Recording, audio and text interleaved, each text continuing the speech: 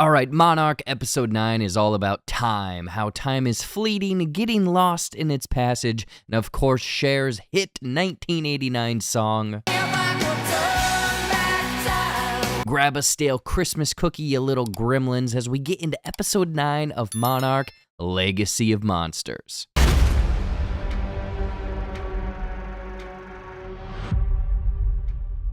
We're skipping straight to the saucy part of this episode, Hollow Earth. Sure, we've already seen a decent portion of this in Godzilla vs. Kong, but this is ground level stuff. Shaw and Korra are in a much cleaner, less polluted version of Stranger Things' The Upside Down, as Shaw confirms some of our theories from last week. Yes, he has been to Hollow Earth before, obviously shown with Operation Hourglass, that we'll get into a little bit later, but also time dilation.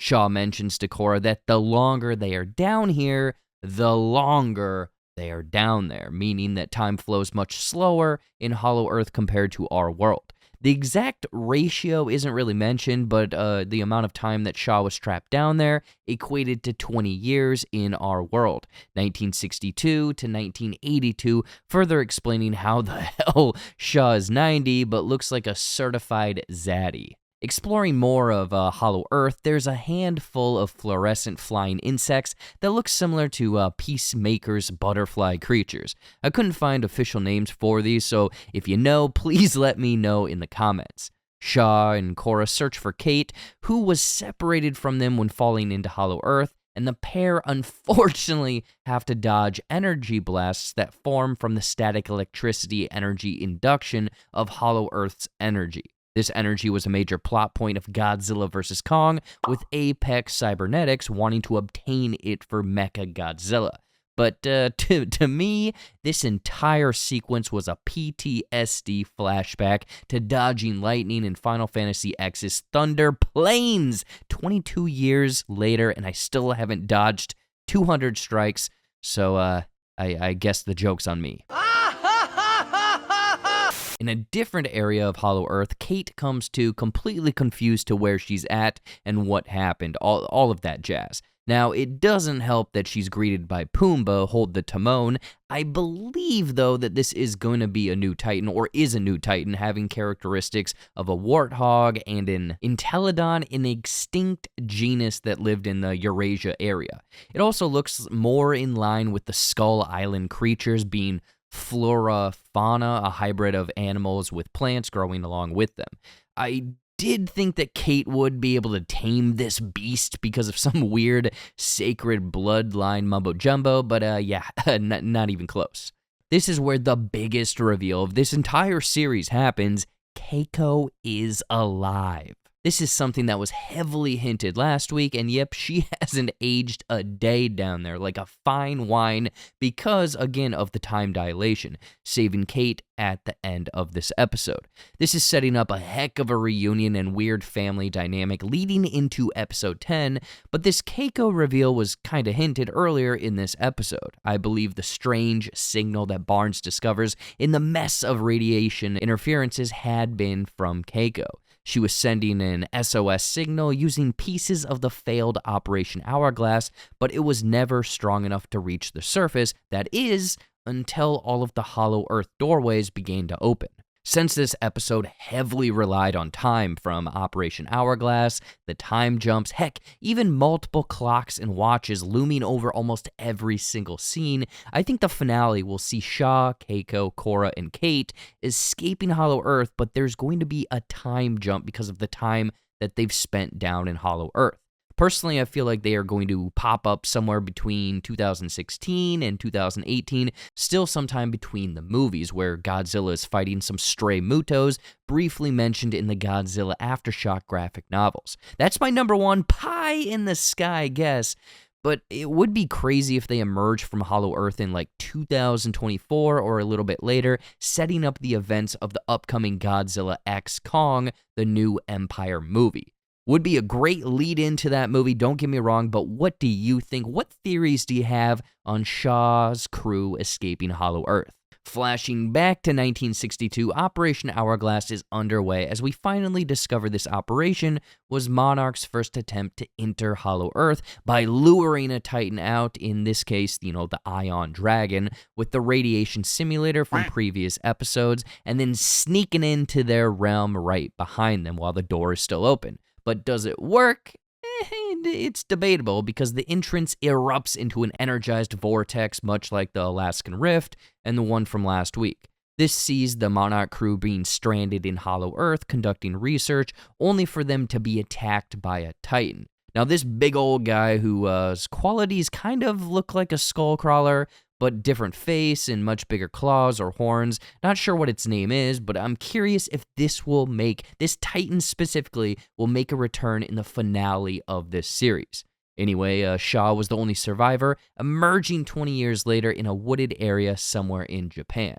Interestingly enough, Hiroshi mentions that they found Shaw near a temple that is said to be a boundary between the living and the dead, tying in with this episode's title of Axis Mundi. In astronomy, this Latin term means the axis of Earth between its celestial poles, which in the context of this episode is our world and the Hollow Earth's Titan world.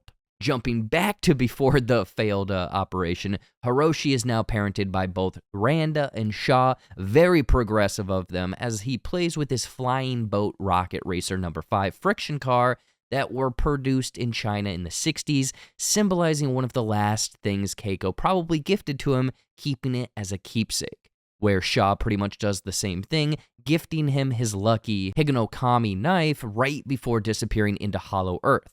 There's this engraving on the knife that I thought would be a major Easter egg breakthrough, but no, it's solely the manufacturer's name and branding seen on almost all of the manufactured Higanokami knives. As preparation for the eventual failed Operation Hourglass continues, Puckett, who I guess is an expert in Titans and Hollow Earth now, very much talks this up as more important than the space race. At this time, the US hadn't made it to the moon, so rightfully so, this operation, pun intended, would be groundbreaking. Even the way the crew is dressed in orange, helmets in hand, strolling through all of the onlookers, feels very Nazca space launch-esque. Funny enough, when Shaw awakens in 1982, one of the first things he sees on television is one of the 1982 Columbia Space Shuttle launches. So in an Elseworlds parallel universe, this launch would probably instead have been an underground Hollow Earth expedition than the space race.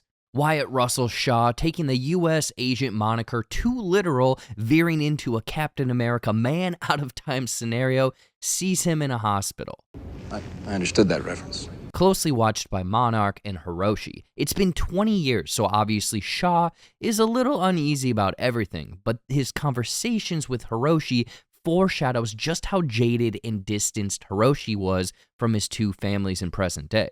Shaw mentions that Randa was right about everything, the Titans, Hollow Earth, everything, but Hiroshi was dismissive entirely, calling him a crazy old man, only for him to essentially become that same crazy old man later in life and was too embarrassed to tell his kids. That's what I gathered from the final meeting between him and Kentaro. Purposely compartmentalizing his life, thoughts, research, feelings, not showing weakness when others may pry. I think that Kentaro standing up against him and taking the reins on trying to save Cate is him breaking the Randa curse. He is essentially a new legacy of Randa and Monarch.